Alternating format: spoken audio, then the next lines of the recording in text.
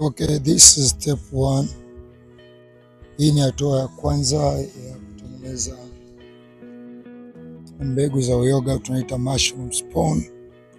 Unatakiwa kupata chupa kama hizi ambazo unaziokota hapo, unaweza kuona hapa ni dampo. So unachukua hizi chupa unaenda kuziosha.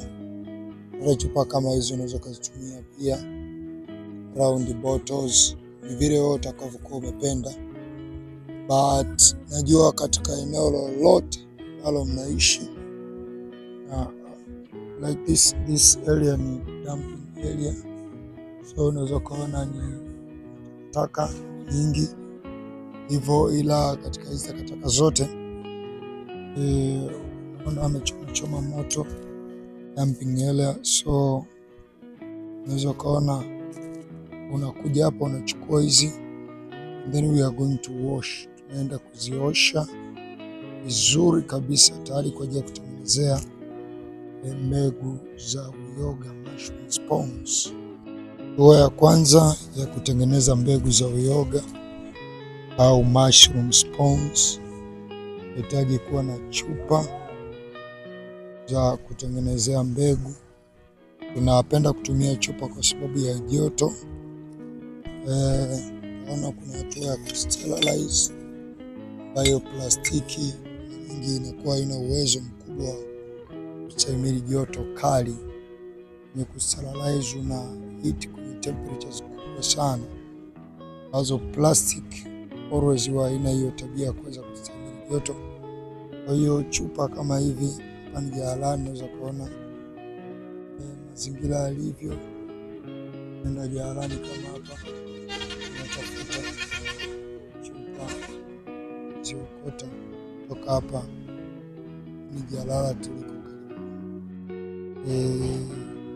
iko store sehemu ya mabaa hivi hivi.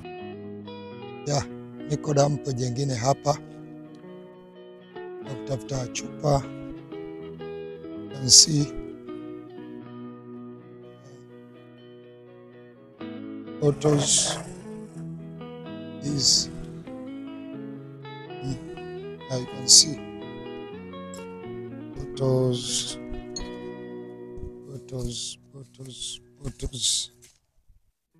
na chupa hapa,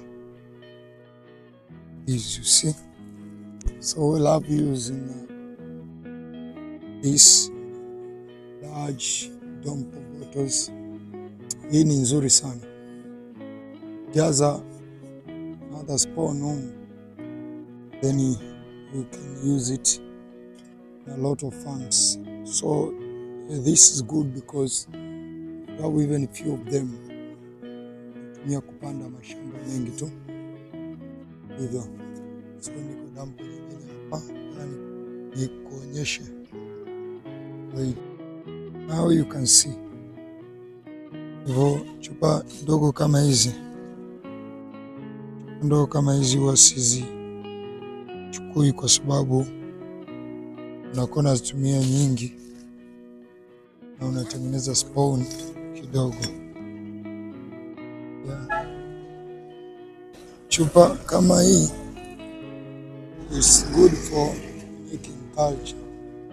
Unapokuwa unatengeneza culture, whether unatumia mtama au unatumia PDA media, hii chupa ni nzuri kutengeneza culture, kwa sababu ni culture. Tunaweza kukupa maelezo zaidi baadaye au to make a mushroom spawn culture, na ukiendelea tukufuatilia. But hiyo chupa ni nzuri, so you can see, don't be ashamed. It's like this way. It was good for culture. And then I'm trying to see any other bottles. You see this dampo, hii shimo aliko katikati, aliko karibu na liquor store.